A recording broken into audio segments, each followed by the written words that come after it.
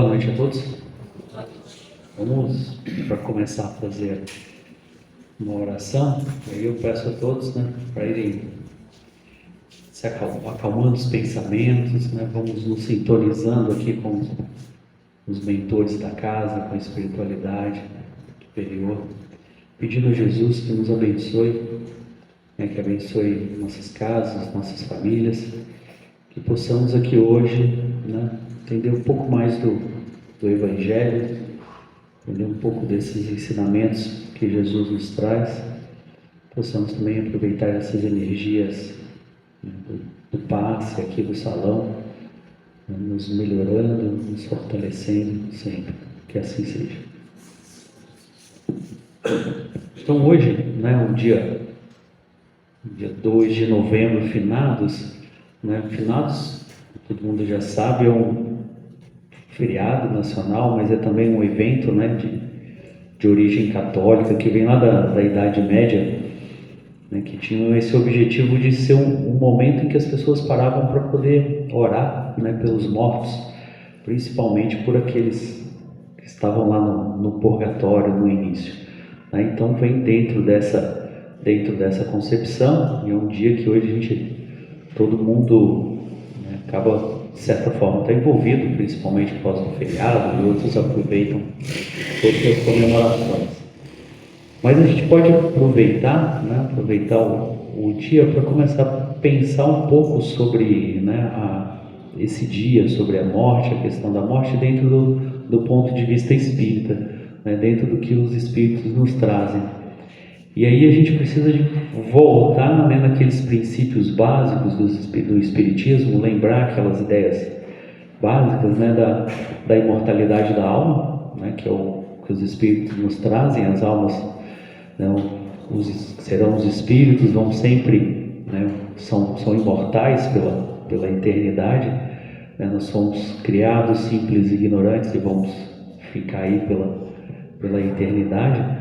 Então, junto com essa ideia vem a ideia da continuidade da vida após a morte. Então nós somos imortais e vamos continuar após a nossa morte. E um outro princípio básico, uma outra ideia básica que faz parte do espiritismo, talvez para quem está de fora um pouco mais controversa, é essa comunicação com os espíritos. Como nós, no momento da nossa morte ou do nosso desencarne, nós continuamos lá no plano espiritual, o espiritismo vai tratar de uma forma muito natural, de uma forma muito normal, essa possibilidade de comunicação com esses espíritos, é um intercâmbio.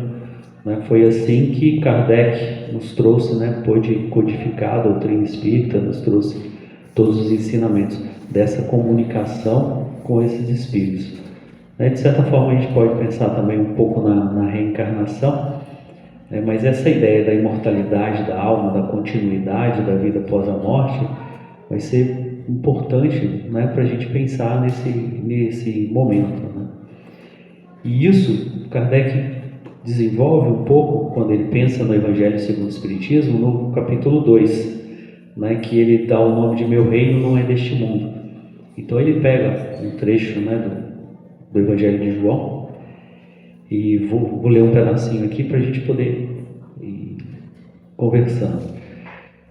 Então ele diz assim: olha, Pilatos, tendo entrado de novo no palácio e feito vir Jesus à sua presença, perguntou-lhe: És o rei dos judeus? Respondeu-lhe Jesus: Meu reino não é deste mundo. Se o meu reino fosse deste mundo, a minha gente houvera combatido para impedir que eu caísse nas mãos dos judeus. Mas o meu reino ainda não é aqui. Disse-lhe então Pilatos: És, pois, rei? Jesus lhe respondeu: Tu dizes, sou rei. Não nasci e não vim a este mundo senão para dar testemunho da verdade. Aquele que pertence à verdade escuta a minha voz. Então Jesus vai de forma clara, se referindo à vida futura, a essa vida no plano espiritual, quando ele diz: meu reino não é daqui, meu reino está em um outro lugar, de lá que eu sou rei, e eu vim aqui para falar com vocês sobre isso. Por isso que é importante, sempre que a gente vai tentar entender a palavra de Jesus, no Evangelho, a gente pensar nessa realidade espiritual. Tudo que ele vai falar, né, de prometer de vida futura, de falar que o reino dele não é deste mundo, ele está sempre se relacionando, está sempre, né, se referindo a esse plano espiritual, sempre se referindo a essa, entre aspas, vida após a morte. Né? A gente vai pensar um pouco diferente, como os Espíritos nos falam, que eles dizem assim, olha, o nosso lugar mesmo é no plano espiritual. Né? A gente nasce e renasce aqui na Terra, nesse plano, como uma oportunidade de aprendizagem. Né? É um momento em que a gente vem para aprender alguma coisa, para praticar alguma coisa, para ir nos transformando e depois a gente volta. Então eles vão dizer assim, lá é o nosso lugar original, né? Para onde a gente vai acabar voltando sempre. Então é de lá que vem, né, esse reino de Jesus, né, esse reino de Deus, ou do nosso plano espiritual, a nossa origem. A gente está partindo de lá. Então quando a gente morre, né, a nossa morte ou o desencarne, na verdade é isso, é um retorno. Muitas vezes é assustador, a gente fica meio com medo, sem confiar muito, né? Porque a gente não acredita, não experiência, né? Não tem experiência, às vezes falta um pouco de fé, né? De acreditar aqui no que Jesus está dizendo, né? A gente gosta, acredita, mas acredita em parte, às vezes a gente ainda vai, né? Fica um pouco na dúvida, mas essa morte é esse momento, é essa passagem, né? É essa volta ou esse retorno, como muitas vezes tem muitos espíritos que falam dessa forma para a gente dentro da literatura espírita, né? A gente está voltando para esse momento. Então, a forma da gente pensar na morte é justamente esse retorno. Ela não é o fim, né? Ela é um momento de passagem que vai depender da situação de cada um, né? Às vezes é um pouco mais difícil, um pouco mais fácil, mas é um momento em que a gente retorna. E essa ideia, né, da continuidade da vida após a morte, da imortalidade da alma, quando a gente estuda, compreende e consegue efetivamente, né, trazer isso para a gente, para o nosso dia a dia, pensar dessa forma, acreditar verdadeiramente, né, porque muitas vezes a gente acredita, mas não acredita tanto, né, falta um pouco dessa fé, dessa crença mesmo. A consequência disso tudo é uma mudança, né, no nosso comportamento. É isso que os Espíritos vêm nos dizer. A partir do momento em que eu acredito realmente, né, que eu não vou terminar daqui a alguns anos, né, vou envelhecer, vou morrer, pronto, acabou.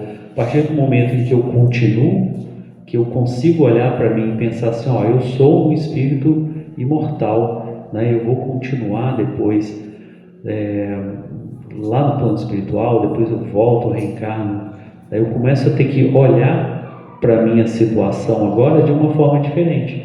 É uma consequência natural. Eu vou pensar assim, eu não vou terminar daqui, sei lá, 20, 30 anos, tá? Eu vou continuar. Então, se eu vou continuar, o que eu vou querer para esse momento em que eu vou continuar?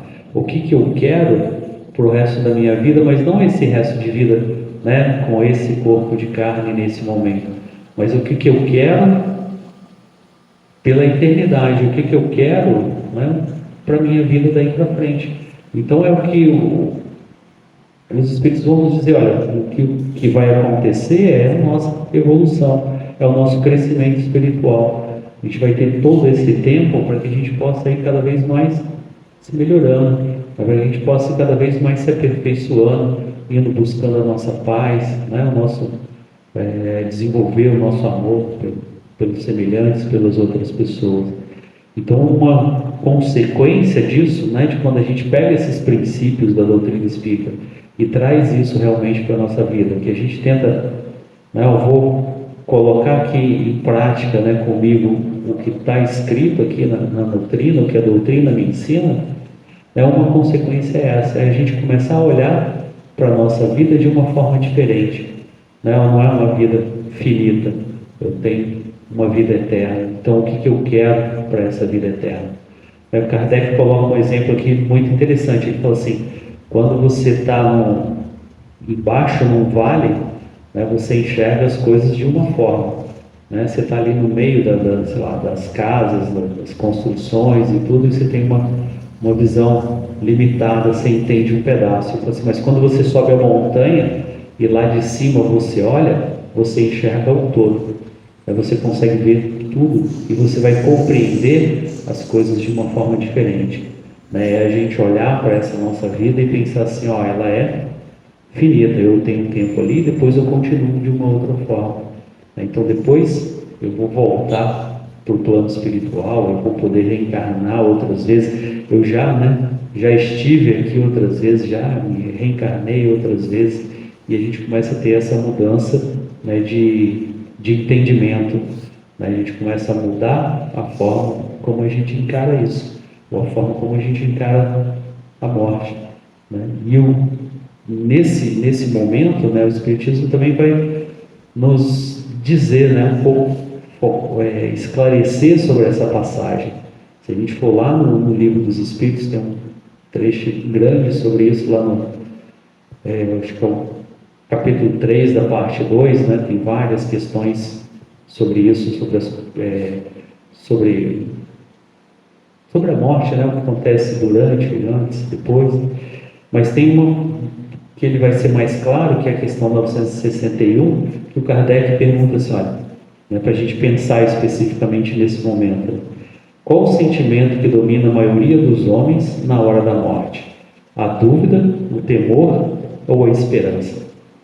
Então ele vai perguntar assim, o que é que domina as pessoas? E eles vão responder assim, olha, a dúvida nos céticos inflexíveis, o temor nos culpados e a esperança nos homens de bem. Ou seja, né, cada um no final vai passar por alguma coisa. Né, alguns com dúvida, outros com medo e outros com esperança. Então cada um passa por esse momento de uma forma diferente. Né, que os Espíritos vão nos dizer assim, olha, vai depender muito de quê? Do grau, né, de evolução de cada um, ou principalmente do desapego que cada um tem, né, das questões materiais, o desapego das sensações. Né? Esse período, ou essa passagem, ela vai depender do tanto que nós estivermos assim, né, prontos para isso, né? Montando que nós estivermos assim, não desejando, né, querendo de toda forma, mas assim, sendo capaz de desapegar de todas as coisas, assim. Você me passou, chegou a sua hora, está na hora de você ir embora, então você vai deixar algumas pessoas para trás, você vai deixar a sua casa para trás, você vai deixar a sua profissão para trás, se você está trabalhando, né, e vai passar para um outro estágio, vai seguir um outro caminho. Né? Então, é claro, né, que muitos ou quase todos de nós vamos sentir isso daí. Né? Muito poucos casos em que a gente vê as pessoas prontas para que isso aconteça. E a literatura espírita ela é cheia de exemplos para poder falar sobre isso. Mas a gente vai ter sempre alguma dificuldade, porque é um momento, né, de separação muito grande. Mas eles vão dizer assim, olha, a dificuldade nessa hora vai depender muito disso, né? Do tanto que a gente foi, de certa forma, se desapegando das coisas, né? Desapegando das questões materiais, das sensações que a gente tem em relação à matéria, a todas essas coisas. Isso vai, ou do momento em que a gente vai estar pronto, realmente, para poder fazer isso. Não é simplesmente eu vou me desapegar e vou seguir para o meu outro caminho. Então é isso que eles vão dizer, né? Esse momento de passagem, essa hora, vai depender muito disso. Quem fala isso de uma forma, acho que muito interessante, não sei quem já viu aquele livro que chama Voltei, do irmão Jacó, né? Psicografado pelo Chico. Eu acho que talvez seja um dos livros em que ele fala que, assim, que a gente vê mais detalhado, né? Esse momento da morte, do desapego, desse caminho. Porque o Jacó era o pseudônimo, né, do Frederico Wigner, que era um espírita que tinha estudado bastante, sabia bastante coisa, então ele vai sentindo as sensações e ele vai comparando com as coisas que o Espiritismo trouxe para ele, com as coisas que ele falou. Então, em vários momentos ele fala assim, eu sentia isso, e eu li isso em algum lugar então ele vai ajudando a descrever, né, vai mostrar assim, não foi um processo, né, tranquilo, não foi um processo maravilhoso para ele, mas ele foi passando por aquilo tudo com dificuldade, mas ele vai descrevendo, né? Acho que a descrição é muito legal. E tem um momento em que ele fala assim, olha, a morte nos reconduz à intimidade do lar interior. Ou seja, assim, a morte trouxe para ele, né? Ele narra isso, ele era um empresário, uma pessoa que fazia muitas coisas ao mesmo tempo. Fala assim, mas naquela hora ali, eu tive que voltar para mim. Naquela hora ali, o que eu tinha, né, era o que ele estava levando dentro dele. Era o conhecimento que ele tinha, a capacidade que ele tinha de né, de tentar se tranquilizar, de encarar aquele processo como uma coisa natural, né, que vai acontecer mesmo, e que ele precisava de alguma forma de passar por isso. Então ele vai, né, fala isso, ó, a gente volta para dentro da gente, né? Então toda essa é mais, eu acho, como um exemplo que vai mostrar essa importância, né, da gente começar assim,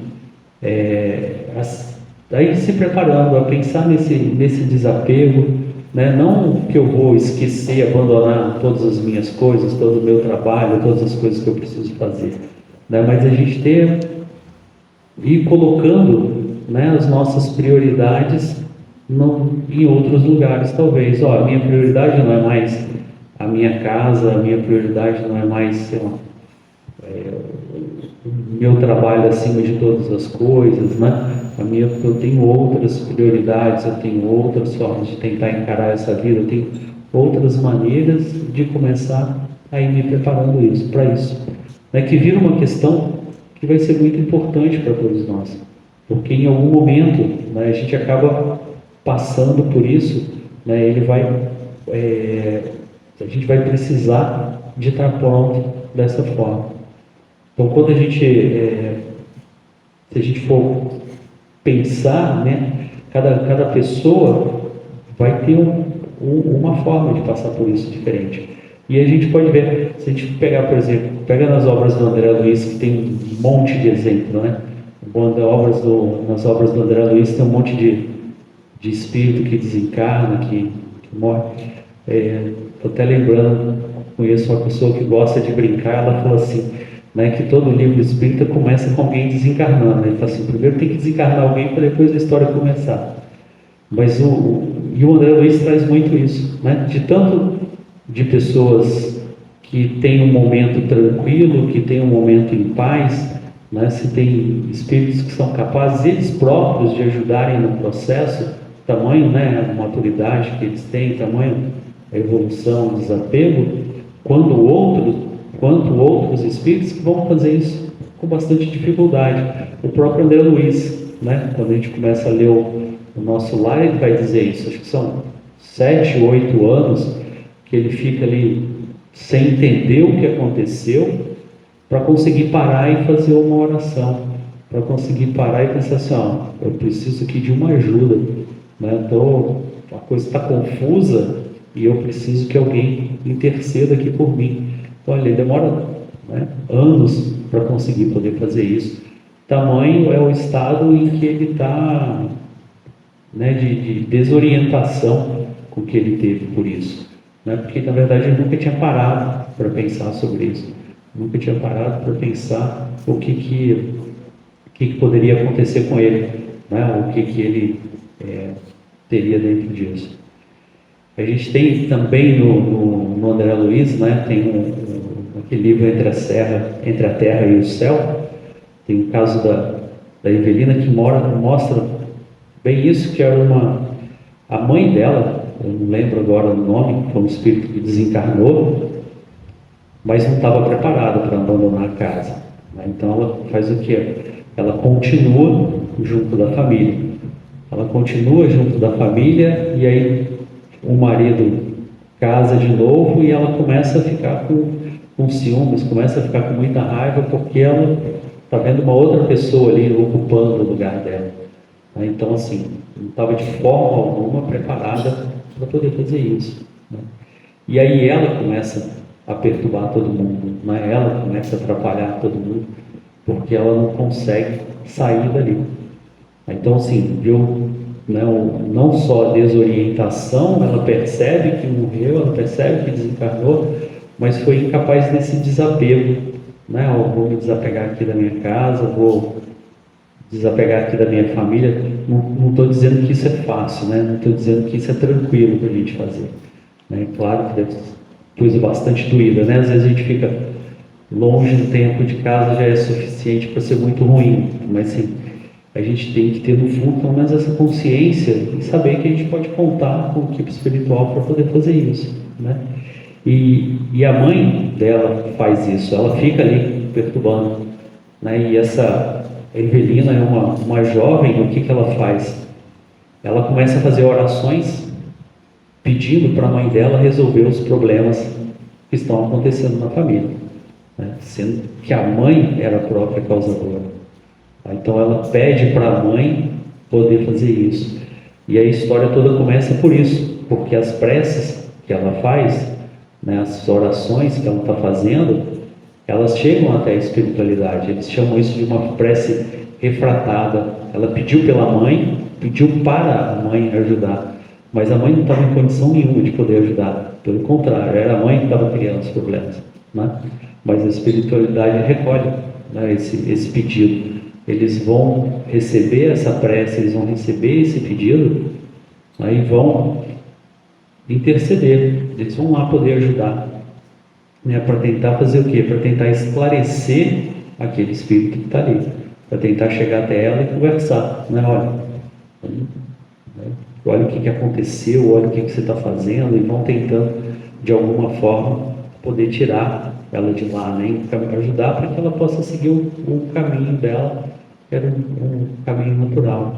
Então essa prece é bom, interessante para a gente pensar isso, né? Que prece nenhuma, acho que é a primeira coisa que a gente tem que pensar, né? Prece nenhuma fica perdida por aí.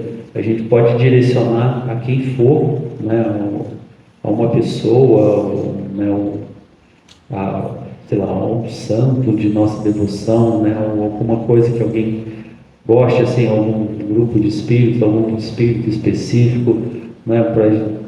Para quem for, né? O caminho que for, e de alguma forma ela vai entendida, desde que seja feito com sinceridade, né? Dentro daquilo que Jesus nos ensinou.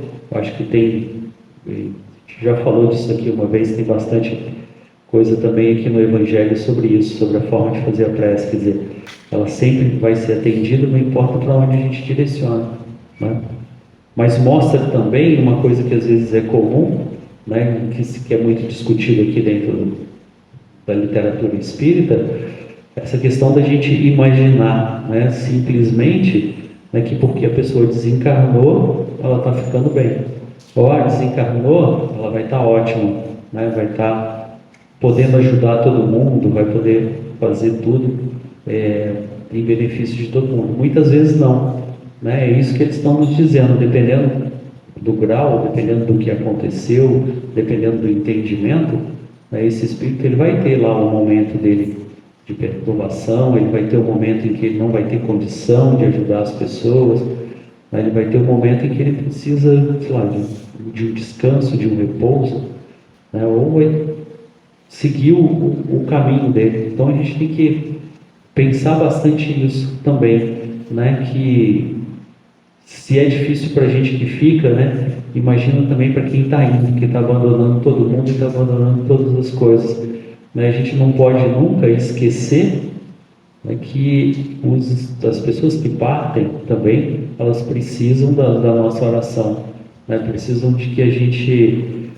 tenha dentro dessa oração, né, possa mandar uma mensagem de apoio, de incentivo, de suporte, né, relembrar do amor que a gente tem por ela, ao invés da gente transformar isso às vezes numa coisa doentia que acaba atrapalhando o caminho dessa pessoa.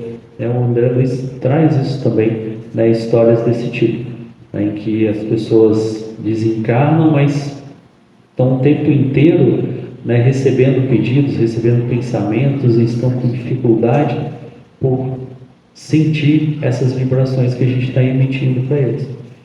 Então vamos lembrar sempre que a gente, né, se comunica muito, né, com vibrações, com a nossa energia, com o nosso pensamento. não só entre a gente que está aqui encarnado, mas também entre os desencarnados. Então a gente consegue, né? A gente consegue mandar para eles boas vibrações, a gente consegue mandar bons pensamentos, consegue, né, mandar para eles o nosso sentimento de amor, de carinho que a gente tem por todos eles.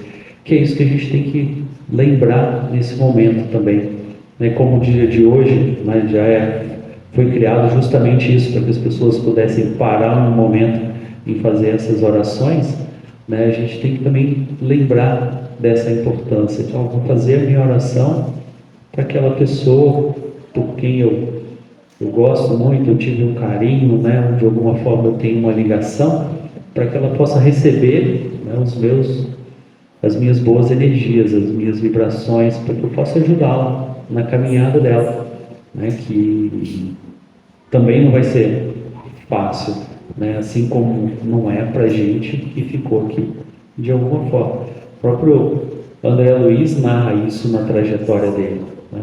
Ele vai falar do momento em que ele recebia a prece, em que ele recebia isso como sendo uma energia boa, uma lembrança boa, que é o que a gente quer, né? Às vezes ser lembrados.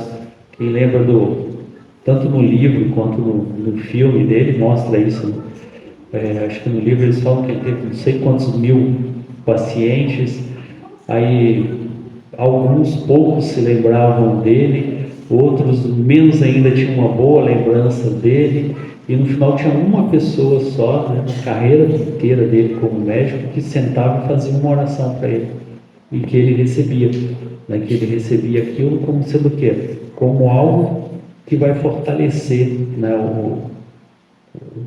fortalecer o espelho, né, o espírito na caminhada dele. Então é importante a gente sempre lembrar disso, né? A origem do dia foi esse. É claro, a gente tem que aproveitar essa lembrança, né? Fazer talvez as nossas orações pelas pessoas queridas, mas não só hoje também.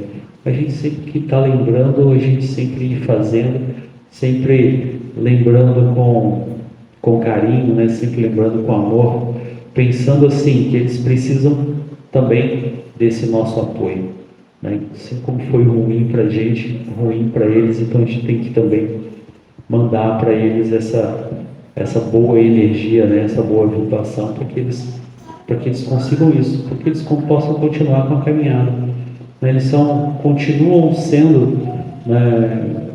Eles são agora espíritos, mas eles continuam sendo como eles estavam aqui, né? Não é porque eles desencarnaram que eles vão sofrer uma transformação qualquer, uma mutação, que eles vão se tornar pessoas diferentes, né? Eles continuam sendo como eles eram, né? Com as mesmas dificuldades, com as mesmas virtudes, né? Às vezes com os mesmos pensamentos, né? Da mesma forma com que eles estavam, só que agora num plano diferente, entendendo uma realidade diferente, né? Mas da mesma forma eles vão continuar ligados conosco, nós vamos continuar ligados com ele, né? Nós temos ainda, pensando, né, como espíritos imortais, nós estaremos ainda junto deles muitas outras vezes, né? Até reencarnando de novo, voltando, vivendo junto aqui, estando junto lá no plano espiritual, né? Eles vão se reunindo, né? As famílias espirituais vão se reunindo e continuam juntas. Então essa morte, essa passagem, na verdade é uma mudança de estado, né? Mas que não nos transforma, não nos separa para sempre, né? É uma coisa momentânea em que a gente tem que se preparar, em que a gente tem que estar pronto para isso, e pronto também, né, para dar um suporte àqueles que estão próximos da gente, né? Então acho que é um pouco de tudo que o Espiritismo nos traz, né? Porque o que tem bastante no Espiritismo, a base do Espiritismo é a gente pensar nisso, né? Nessa imortalidade, na vida do plano espiritual, né? Pensar que nós somos esses espíritos eternos, né? Que estamos sempre... vamos continuar nossa caminhada juntos, né? E a comunicação, com tantas obras que a gente tem, com tantas cartas psicografadas, né, com tantas mensagens que a gente recebe, lá no fundo tem tem algumas ali, né? Essa comunicação vai nos dando essa certeza, vai nos esclarecendo, vai nos dando uma visão, né, pequena, mas vai nos dando essa visão do que nos espera do outro lado, que a gente possa ir se preparando para esses momentos. Vamos encerrar por aqui, já está chegando a hora do passe. Vamos agradecer, né, a Jesus por todo o apoio, por todo o amparo que temos recebido. Nós vamos agradecer por essas energias agora do passe que nós já estamos aqui recebendo, e vamos pedir por todos esses irmãos, né, que nos precederam, né, que desencarnaram, muitos de nós que estão na espiritualidade, que estão muitas vezes, né, enfrentando as suas dificuldades, mas também muitas vezes trabalhando para nos amparar e nos sustentar sempre. Que assim seja. O SARAI, entidade beneficente de assistência social, fundada em 1962, conta com os departamentos Centro Espírita André Luiz e o Lar Escola Casita. Criado em 1999, o programa Lar Escola Casita tem por objetivo geral a promoção do desenvolvimento humano. Atualmente, a Casita atende cerca de 100 crianças e adolescentes, de 4 a 16 anos incompletos, muitos com risco social e ou humano. Algumas de nossas atividades: suporte pedagógico, apoio às tarefas escolares, Libras, inclusão da diversidade, oficina da pintura, pintura em gesso e tela e educação física, badminton, vôlei e futebol. Temos projeto temático Pequenos Guardiões do Planeta, trabalho desenvolvimento de habilidades pedagógicas, valores e conceitos, meio ambiente e sustentabilidade. Projeto Moeda Social Zitinha, noções da economia solidária, do ter e do ser. Alimentação, café da manhã, da tarde e almoço. Acompanhamento da saúde, monitoramento e suporte para assegurar o bem-estar físico e mental dos participantes. Psicólogos, projetos, prevenção de cáries, odonto, aprender a crescer, medicina, plantio de horta caseira e compostagem. Programa Apoio à Família, apoio psicossocial e material.